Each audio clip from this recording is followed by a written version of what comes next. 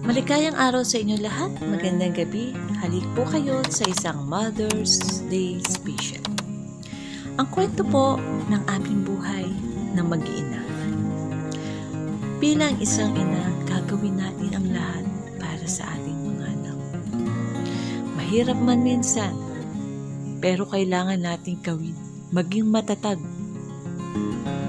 sa bawat hamon ng buhay. Sila ang ating yaman. Dahil sila ang nagbibigay sa atin ng ligaya, tuwa, tuwing tayo ay nalulungkot. Ano bang problema ang ating pinagdaraanan, pero kapag sila ay kumiti, tinawanan tayo, niyakap tayo, bawat sandali, nawawala ang mga lungkot at problema. Kaya ako, bilang isang ina, hindi ko hinahayaan na ang bawat sandali ay masayang na sila ay kasama. Kasi darating ang araw, tatanda rin sila. Unti-unti silang maglalaho sa atin. Sila ay pupunta sa iba't ibang lugar, magkakaroon ng sariling pamilya, hanggang sa dumating ang araw na kayo na lang mag-asawa ang maiwan sa bahay. Kaya tayong mga ina, kahit pagod na, kahit wala ng energy, hindi pa rin tayo sumusuko. Maalagaan lang, mahagkan, at makitang masaya ang ating mga anak. Kahit nga minsan, pagod na tayo, gusto na nating mamahinga pagkatapos sa trabaho.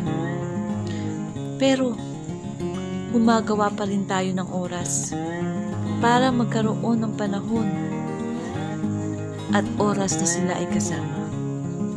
Kasi darating ang araw, ayaw natin na dumating ang panahon na wala man lang tayo na ibahagi sa kanilang masasayang sandali. Kaya ako o tayong mga ina, bilib ako sa sarili natin. Dahil lahat ng magsasabay-sabay natin, nakakaya natin. Dahil ganyan tayong mga ina.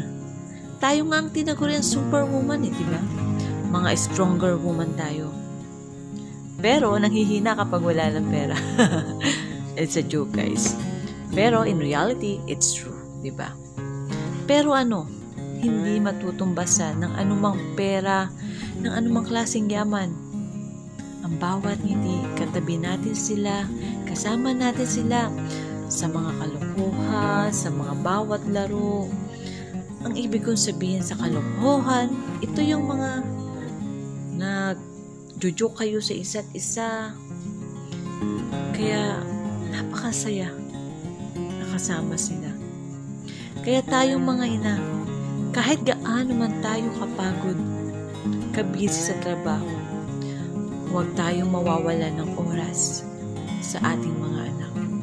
Dahil darating ang araw, sasabihin mo sa sarili mo, sana hindi ko sinayang ang oras. Kaya ayaw nating mangyari yun, na madumating ang araw na hindi natin nasayang ang oras. Kaya ngayon pa lang, gaano man tayo kabisi sa buhay natin, maging masaya lang tayo kasama sila. Nagagalit man tayo sa kanila, hindi yun mawawala dahil bilang isang ina, ginagawa lang natin ang tama para pag sa tamang panahon, paglaki nila, nagkaroon sila ng sariling pamilya, masasabi nila, maraming salamat sa iyo, ina, dahil pinalaki mo kami mabuti, makatao at mapagmahal sa aming kapwa at pamilya, at may takot sa Diyos. Kaya tayong mga ina, huwag nating hahayaan na ang sandali na kasama sila ay hindi natin sila lalaruin. Kaya ngayon pa lang, kung may mga sandali na nasayang kayo, ngayon pa lang simulan nyo na itama muli at gawin ang lahat na maging masaya sila kasama ka. Dahil gusto natin, kapag sila ay tumanda, sasabihin nila, ang saya-saya ng mga araw na to nang tayo ay mga bata na kasama natin ang ating ina. Kaya gusto natin bigyan isang magandang halimbawa na ganun din ang gawin nila sa darating na panahon na sila'y magkapamilya, ay gayon din ang gagawin niya sa kanyang mga anak, sa kanilang mga anak, na maging masaya ang kanilang pamilya. Ibigay natin ang mga gusto nilang laro na makapagpapasaya sa kanila. Kahit alam natin na minsan gipit na gipit tayo, huwag tayo manghinayang na ibigay ang masasayang araw at panahon na kailangan nila tayo. Kaya sa mga ina dyan na ginagawa ang lahat, nagpapakapagod, naglalaba, nagluluto, pagod sa trabaho, saludo po ako sa inyo. Hindi po madali ang pagiging isang ina, lalo na sa mga OFW. Alam kong mas mahirap sa kanila ang mawalis sa mga anak at walang panahon para sa mga anak dahil iginugol ang lahat ng oras sa trabaho, maibigay lang ang magandang kinabukasan at magandang buhay sa kanilang mga anak. Kaya saludo ako na napagtitiisan nila ang hirap at sakit na nararamdaman nila.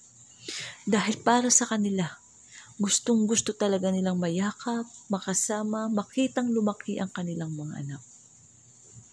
Kaya tayong mga magulang at mga anak, mahalin natin ang isa't isa. Huwag natin sayangin ang panahon at sandali na kasama natin sila. Patnubayan nawa tayo ng mahal na Panginoon at isang maligayang ina sa inyong lahat at sa mga tatay na nagpapakananay. Happy Mother's Day everyone. I love you all.